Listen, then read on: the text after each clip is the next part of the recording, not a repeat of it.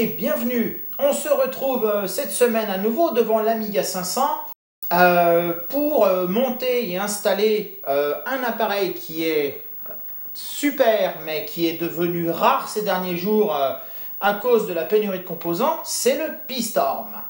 Et donc le P-Storm, pour ceux qui ne le savent pas, c'est une carte qui se met à la place du processeur de l'Amiga 500 ou de l'Amiga 2000 ou du 500 Plus pour l'instant, quoique je suppose qu'elle doit fonctionner dans d'autres Amiga qui ont des 68000 en deal 80 broches. Et sur ce P-Storm, donc, on installe un Raspberry Pi 3 modèle A+. Donc, mais contrairement au RGB2 HDMI, son but, ça va être vraiment de faire de l'émulation.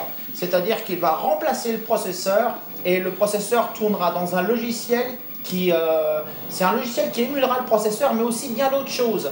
Puisque avec ce P-Storm, on peut rajouter de la fast RAM à la machine en grande quantité. On peut avoir un disque dur sur la carte SD du Pi 3 et on le verra peut-être dans une vidéo plus tard. On peut aussi avoir le RTG, c'est-à-dire comme une carte graphique dans notre Amiga 500. Bon, je n'en vois pas plus l'intérêt que ça, mais on verra. Donc ce P-Storm, je l'ai reçu à monter, c'est-à-dire qu'il y a les connecteurs à souder dessus pour pouvoir y brancher le Pi 3 et les connecteurs à souder dessous pour le brancher sur le socket du 68000. Donc ce que je vais faire déjà, c'est que je vais ouvrir l'Amiga et on va s'approcher pour configurer déjà le matériel de cette carte. On verra par la suite pour tout ce qu'il y a à faire du côté logiciel.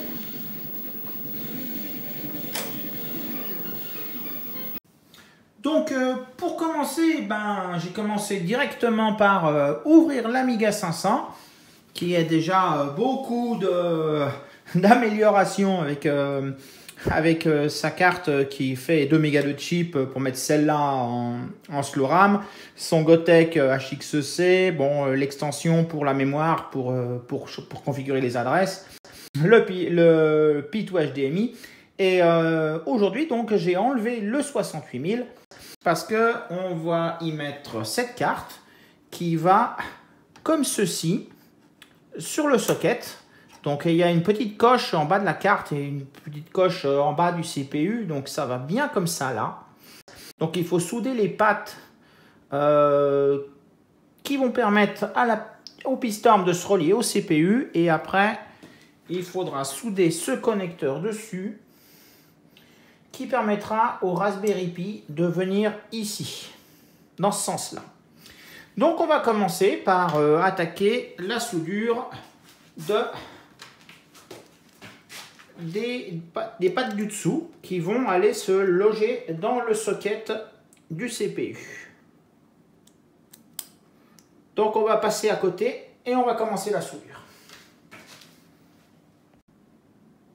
Donc j'ai pris le P-Storm en très gros plan en espérant que la vidéo soit nette quand même. Et je vais commencer par prendre un petit peu de flux. Et je vais commencer par faire cette rangée là. Bon, mon flux, c'est pas le bon flux du tout pour l'électronique.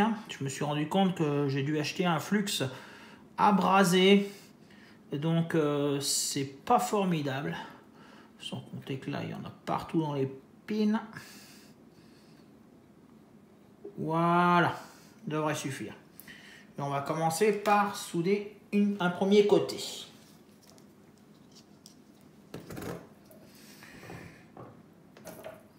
Alors, la première pin d'abord.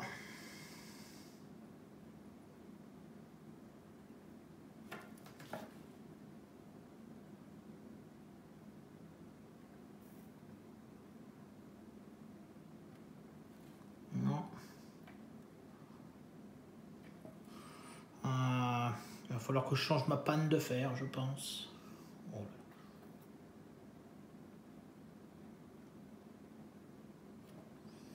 Voilà, une grosse soudure. On va souder de l'autre côté.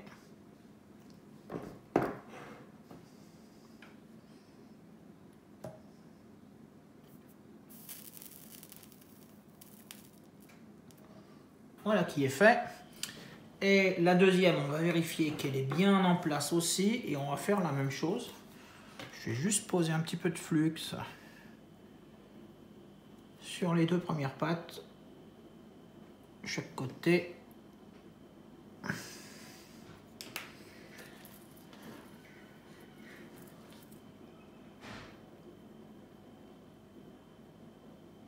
Non, ma panne de fer à souder est plus bonne là. Elle colle plus la soudure, elle est brûlée.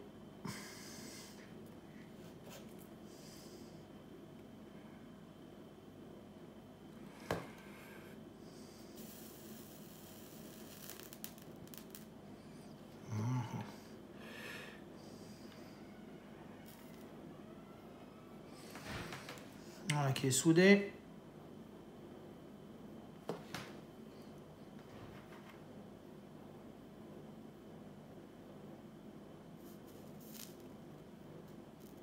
Et là aussi. Donc moi je vais pas vous retenir pendant tout le temps de la soudure. Je vais faire toutes les petites pattes et je vous reprends après. Et une première partie de faite, c'est souder cette partie-là. Ce fut un petit peu long. Comme ça, je vous ai épargné du temps. Maintenant, il faut passer un petit coup pour enlever mon saloperie de flux.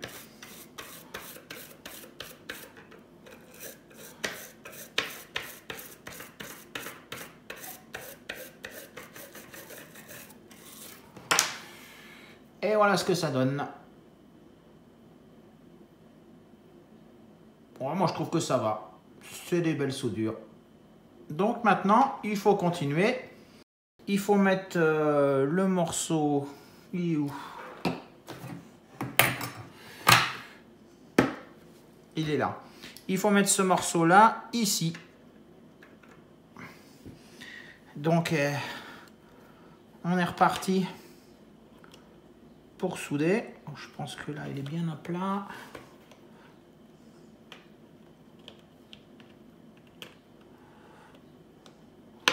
Ouais, il faut que je trouve quelque chose pour caler de l'autre côté. Voilà, ça ira.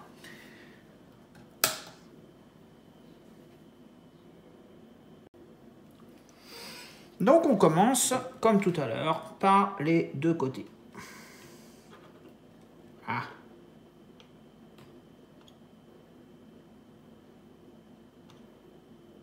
On va passer de soudure.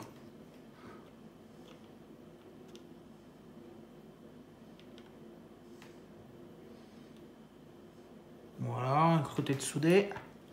Attends, on va les souder de l'autre côté.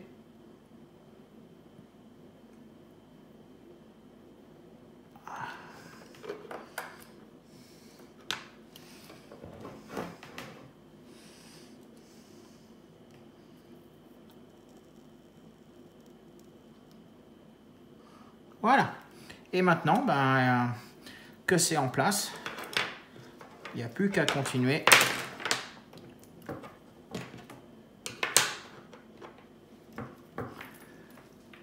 Et à toutes les souder.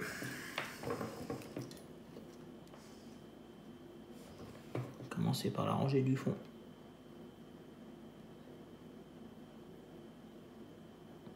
Oh.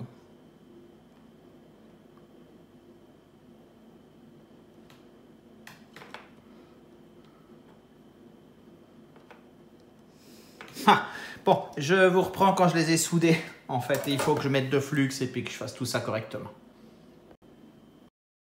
Et donc, encore un morceau de soudé. Il ne reste plus qu'à le nettoyer. Peut-être prendre un peu plus dur comme brosse.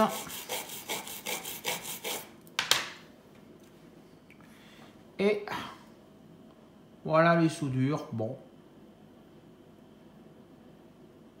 Je pense que ça va. Il y en a une un petit peu grosse là sur le bout. Mais ça devrait aller. Donc maintenant, on va pouvoir mettre le pis dessus. Et on va se déplacer. Et on va aller sur le PC où on va configurer tout ce qu'il faut sur le pis avec la carte SD. Donc je vous retrouve dans un petit moment. Donc on se retrouve sur le bureau avec tout ce qu'il faut pour configurer le Raspberry. Alors déjà ce qu'on va faire, c'est qu'on va sortir la petite carte parce qu'il va falloir installer l'operating system pour le Raspberry. Parce que cette fois, c'est pas comme le Pi2 HDMI, ce n'est pas tout compris. Il faut le Raspbian. Donc j'utilise un petit lecteur de carte SD que je vais plugger dans mon PC. Et on va pouvoir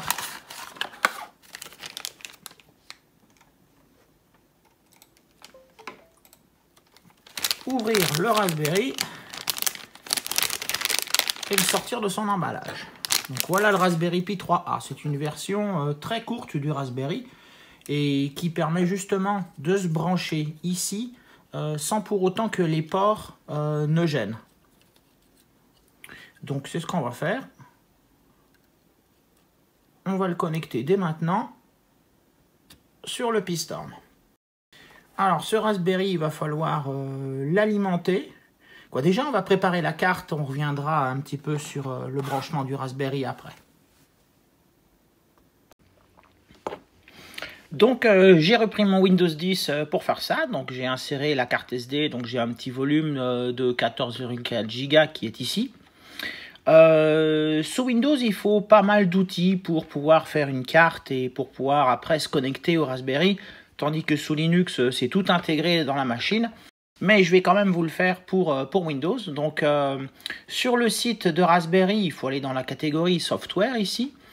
Et ensuite, vous trouverez directement l'installation automatique, le Pi Imager, qui permet d'installer les cartes de Raspberry. Donc on télécharge ça. Et ensuite, vous l'exécutez, vous l'installez. Une fois que ce Pi Imager est installé, on va pouvoir le lancer. Il me l'a collé où?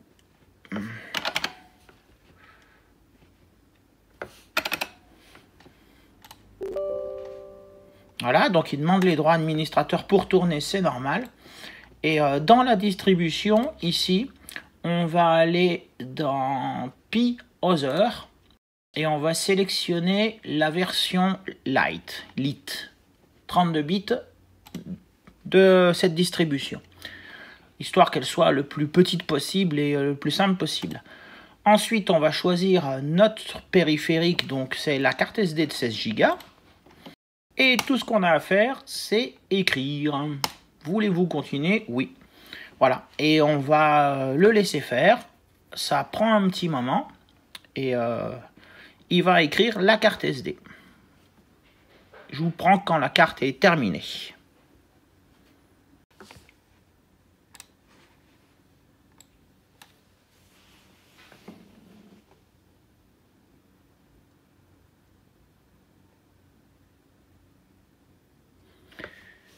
Et voilà, il part dans la vérification maintenant. Donc, je vous reprends encore une fois quand la vérification est terminée. Et voilà, c'est terminé. Donc, on n'a plus qu'à retirer la carte et on va installer le Raspberry Pi. On va le brancher et puis on va pouvoir continuer. Et donc, je vous retrouve tout de suite. Donc pour continuer de le configurer, ce qu'on va faire, c'est qu'on va mettre la petite carte SD sur le Raspberry. Ça doit aller comme ça. Voilà. Donc ça, on n'en a plus besoin. Pour l'alimenter, je vais l'utiliser. Je vais le raccorder à mon PC avec un câble USB. J'ai un port 3 ampères, ça va largement suffire. Voilà, donc je vais le brancher sur mon PC. Et pour qu'on voit un peu mieux l'image, plutôt que de filmer mon écran, ce que je vais essayer de faire, c'est je vais mettre un périphérique de capture. Je vais brancher donc le câble HDMI sur le Raspberry. Et je vais utiliser le périphérique de capture pour pouvoir continuer la configuration et que vous voyez quelque chose à l'écran.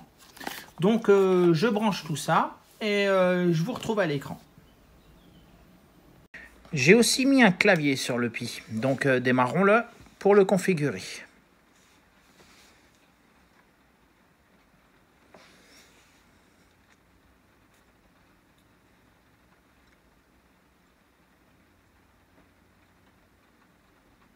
Là, il boot sa première install et la première chose qu'il va faire, c'est qu'il va redimensionner sa petite image qui fait 1,5 Go de base pour occuper toute la carte SD.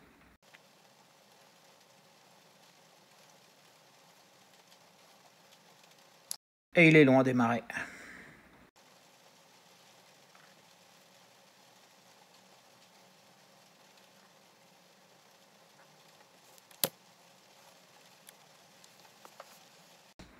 Bon, alors le login c'est Pi et le mot de passe c'est Raspberry. Attention, on est en QWERTY de base. Alors la première chose qu'on va faire, c'est qu'on va lancer le Raspi config.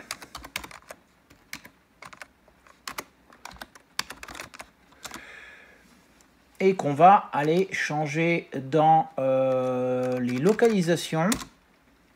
Déjà, on va changer la locale. On va chercher le FR.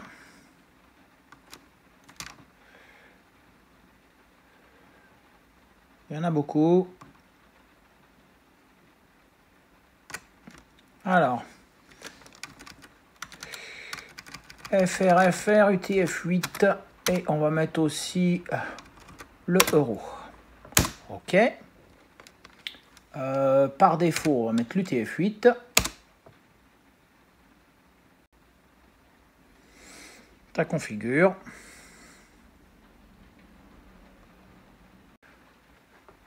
Ensuite, on va configurer encore dans la localisation la time zone. Europe, Paris.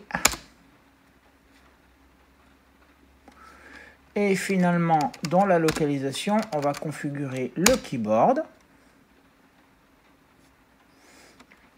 Générique 105. Il ne supporte pas Other French et AZERTY. Default layout, no Komposky. Encore dans localisation, on va faire la localisation du wireless, du Wi-Fi.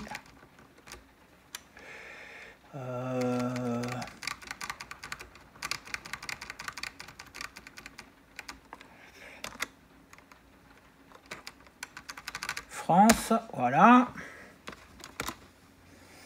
Et finalement, on va dans les systèmes options, wireless LAN, et c'est là qu'on va entrer le SSID.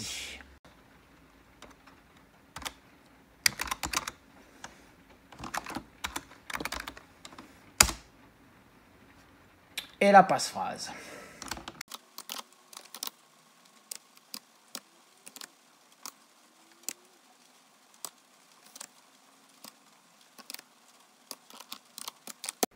Voilà, il est compliqué.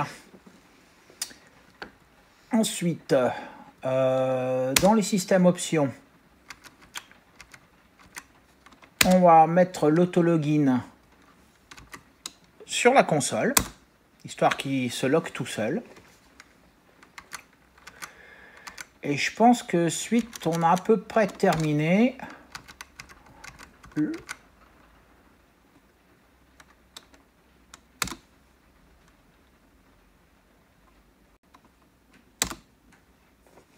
Voilà.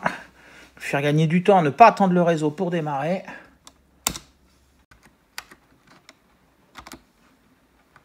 Ah, SSH. Oui. Voilà. On a le SSH. Donc on est tout bon.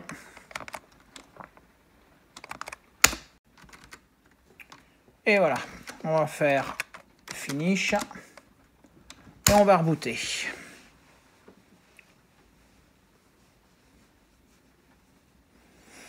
Et normalement, le premier changement qu'on va voir, c'est qu'il devrait s'auto-logon.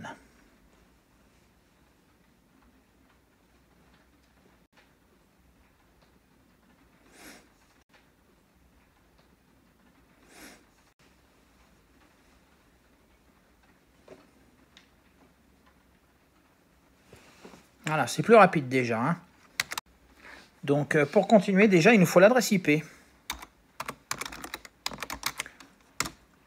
Si on a le Wi-Fi qui marche, normalement on a une adresse IP. Donc voilà, il a 10.119.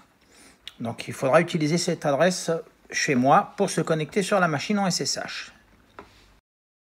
Maintenant qu'on a le SSH, on peut continuer l'installation. Donc j'ai chargé la page où il y a le Pistorm, où il est déclaré sur GitHub. Et il y a toute une explication de comment faire. Donc on a déjà fait toute la première partie et on en est là. Donc pour se connecter au Raspberry, je vous laisserai aussi l'adresse. On va utiliser un petit logiciel qui s'appelle Putty, qui permet d'accéder en SSH à une machine qui tourne sous Linux. Donc je vais lancer l'outil en question et je vais me connecter en SSH et je vais lui donner l'adresse IP. 119 comme on a vu. Et on fait connecter. Alors là, il faut accepter. Hop. Je vais la ramener. Je vais l'agrandir un petit peu. Donc le login, c'est toujours le même. Sauf que cette fois, on est en AZERTY. Donc voilà, on est connecté sur le Raspberry. Et maintenant, si je retourne là, on va pouvoir effectuer les commandes une par une. Donc on va déjà updater l'installation du Raspbian. Donc on fait apt-get update.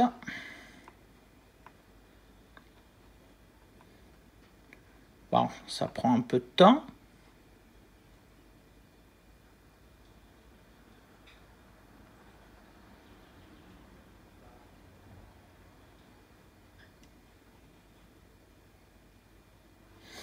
Ensuite, on fait apt-get upgrade pour qu'il installe ce qu'il a besoin d'installer.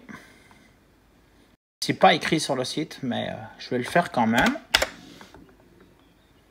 C'est pour mettre à jour le système. C'est comme le Windows Update, sauf que là, on dit au système qui est sur le Raspberry, donc qui s'appelle plus Raspbian, mais Raspberry Pi OS, de se mettre à jour.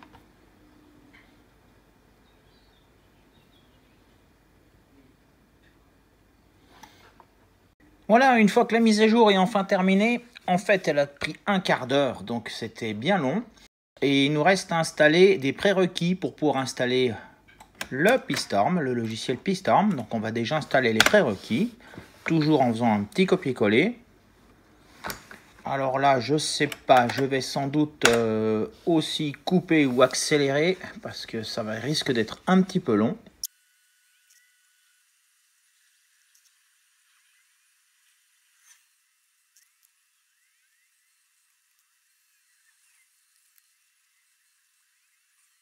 Et maintenant qu'on a tous les prérequis, donc on est dans le dossier du compte Pi sur le Raspberry. Oh, il fait... Voilà, donc il n'y a rien dedans. On va récupérer toutes les sources qui sont contenues dans ce gîte, qui sont là, avec la commande ici.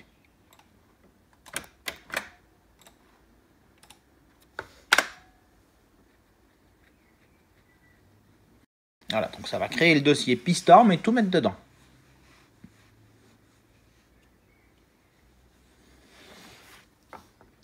Une fois qu'on a fini ça, donc on continue, on va dans le dossier Pistorm et on va mettre à jour le FPGA, le CPLD, en utilisant la deuxième commande, celle-ci, parce qu'on a une version 2 du Pistorm. Donc on le rend exécutable et ensuite on l'exécute avec un sudo. Et ça va programmer normalement le CPLD.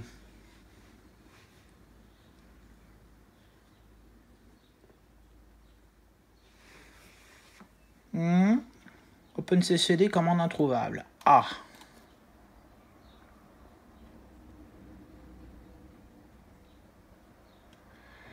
Ah, il faut installer OpenCCD.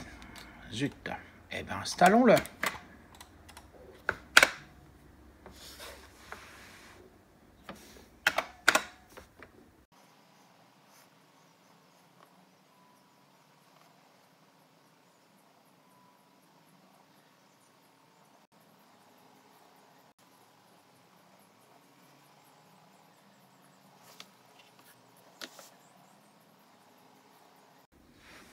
Voilà, maintenant, on peut relancer la commande pour le programmer. Voilà. Shutdown command invoked. Donc c'est bon. Ça veut dire qu'il a bien programmé le CPLD. On est tout bon. Maintenant, ce qu'on peut faire, il faut le build, l'émulateur.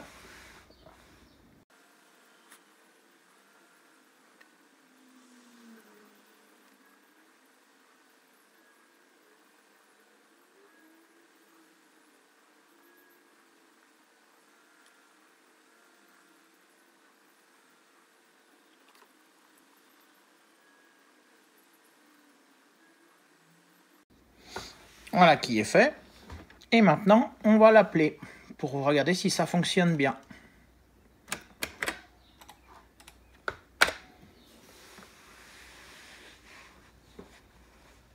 Tout semble bien aller. Il émule un 68020. Il n'a pas de ROM à charger.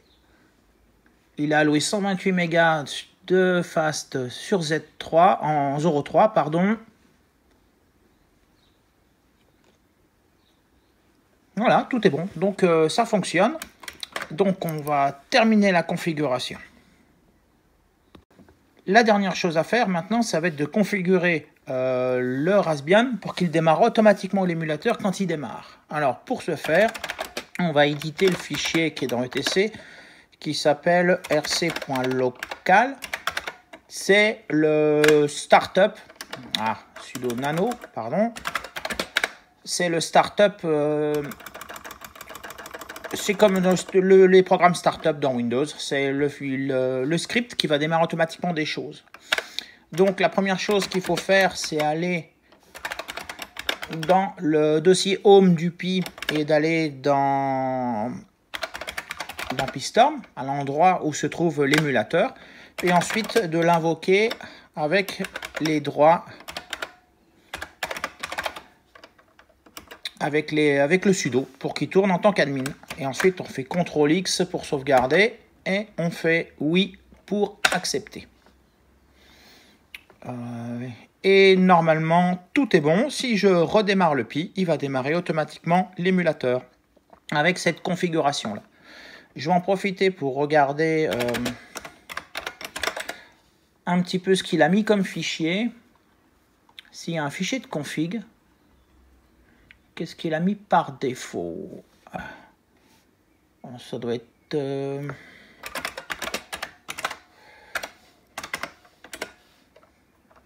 il n'y a pas grand chose. Non, 68000 c'est pas ça. Il m'a démarré un 68020, donc ce n'est pas ce fichier là.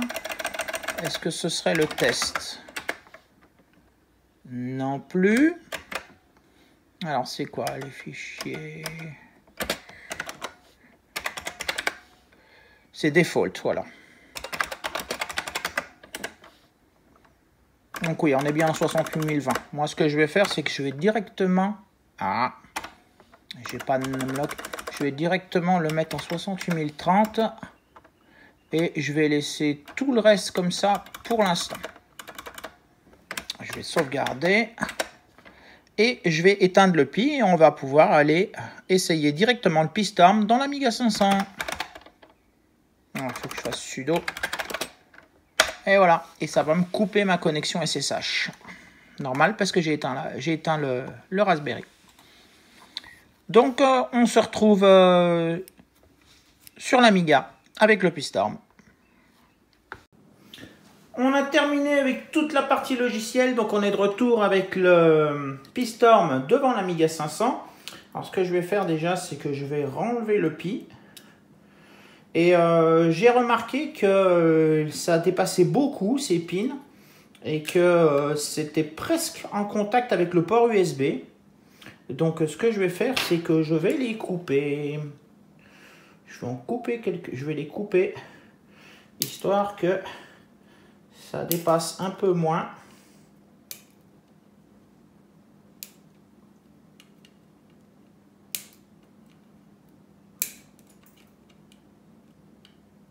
Je ne veux pas les couper trop près des soudures.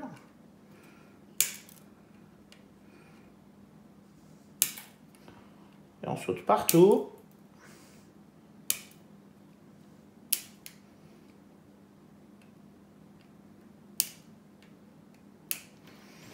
Voilà. C'est un petit peu plus bas. Et donc, ça va moins porter. Ça risque moins de porter sur le port USB qui est ici. Donc, on va installer cette carte dans le bon sens avec la coche en bas. Et là, c'est la partie délicate. Parce qu'il s'agit de bien le mettre dans le socket. Et de bien enfoncer droit pour pas casser de pin.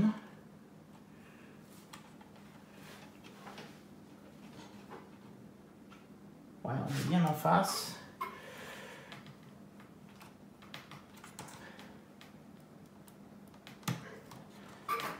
C'est pas facile, ces sockets sont...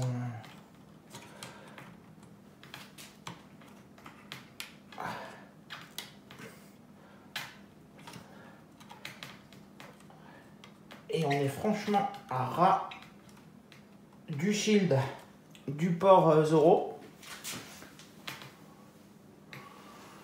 Je pense qu'on est bien là. Il est bien emmanché. Voilà, maintenant on peut remettre le Raspberry.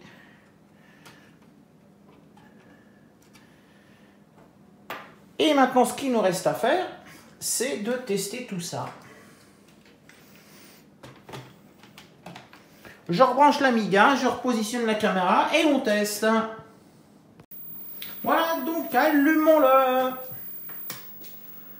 En espérant que tout se passe bien. On peut peut-être voir les petites LED.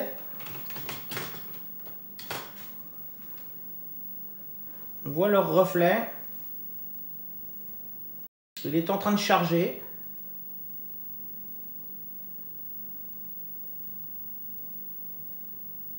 On a quelque chose à l'écran.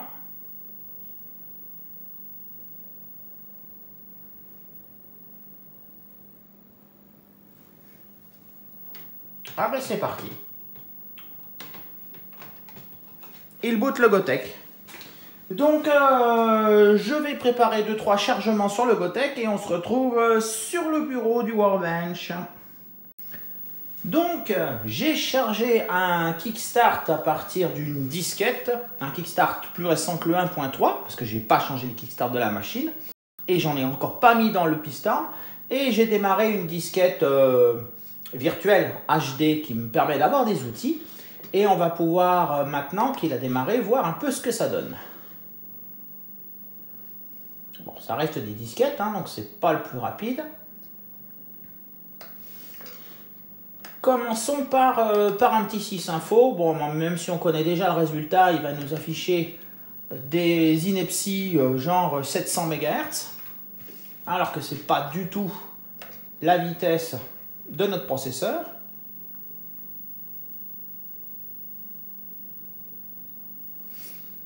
Motorola, ouais, 725 MHz, 68030, 68881. On est largement plus rapide qu'un Amiga 3000, mais toujours pas aussi rapide qu'un Amiga 4000. Quoique, moi je suis très sceptique hein, sur la performance du 68040-25 hein, quand même. Parce que sur le 4000, je vois bien que ça dépote pas plus que ça. Pour ce qui est de la mémoire, donc on a les 128 mégas rajoutés par le Pistorm. Et ensuite, eh ben, on a ma config sur la machine, c'est-à-dire 100 mégas de slow RAM plus ces 2 mégas de chip. Donc on a une machine qui a 131 mégas de mémoire. C'est énorme. Mais pour voir plus avant, je vais peut-être approcher la caméra d'ailleurs qu'on voit un peu mieux. Je vais lancer AIBB. Donc je vous reprends tout de suite. Et de plus près, lançons AIBB. Qui est un outil de benchmark qui est beaucoup plus évolué que sysinfo.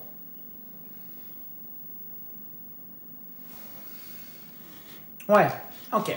Alors, on va se passer en code 68020 coprocesseur mat et on va activer les fonctions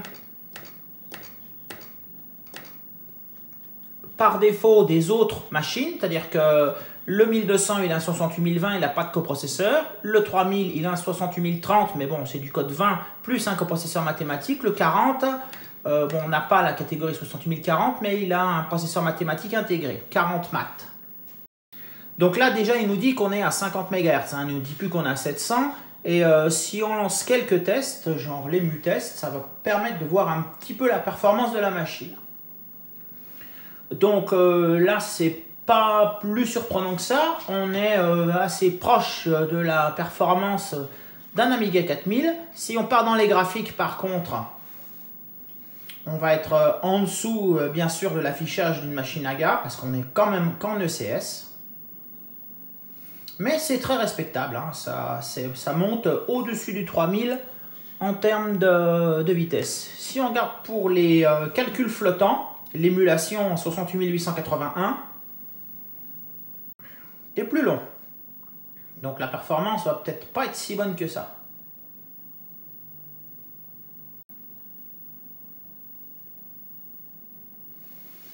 Ah ben, c'est plutôt bon, hein. On s'approche beaucoup du processeur mathématique du 68040.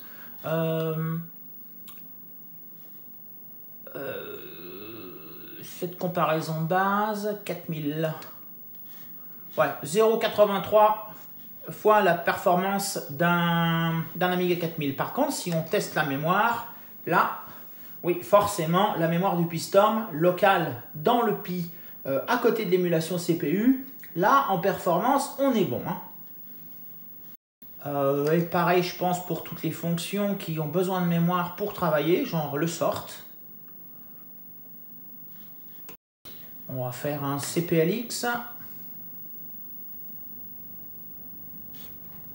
Donc, on a un Pistorm qui est très performant.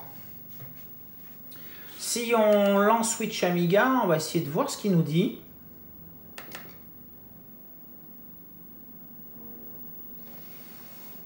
Est-ce qu'il va se fermer tout seul ou pas? Et va-t-il seulement fonctionner? Ça n'a pas l'air. Non, bon, Switch Amiga n'est pas un très bon logiciel. Il m'a planté la machine. Pas mal. Donc, c'était tout pour cette semaine sur le Pistorm. Donc, c'est son installation initiale, vraiment initiale, où on peut voir l'ajout de mémoire et le processeur plus rapide qu'on peut obtenir, qui est proche de la performance d'un Amiga 4000. Notez qu'il y a le Discord sous la vidéo qui a changé. J'ai changé de serveur. Donc, si vous étiez sur l'ancien Discord, vous pouvez rejoindre le nouveau. Je serai toujours sur l'ancien, mais un peu moins présent. Sinon, tout en bas de la description, il y a un Utip. Et puis, je remercie grandement la personne qui m'a fait un don la semaine dernière. Voilà, c'était mon premier. Donc, merci beaucoup à lui. On se retrouvera, je pense, la semaine prochaine pour continuer sur ce Pistorm, pour voir comment on lui met une ROM dans le Pistorm, comment est-ce qu'on met un disque dur dans le Pistorm, et on va voir pour reconfigurer le Linux pour qu'il soit plus robuste, c'est-à-dire qu'il supporte quand on éteint l'Amiga de ne pas corrompre la carte SD, et on verra aussi comment nettoyer un tout petit peu le Linux pour essayer de le faire démarrer plus vite. Voilà, voilà. Ce sera tout. Donc, je vous dis, moi, portez-vous bien. Et à la semaine prochaine, si tout va bien.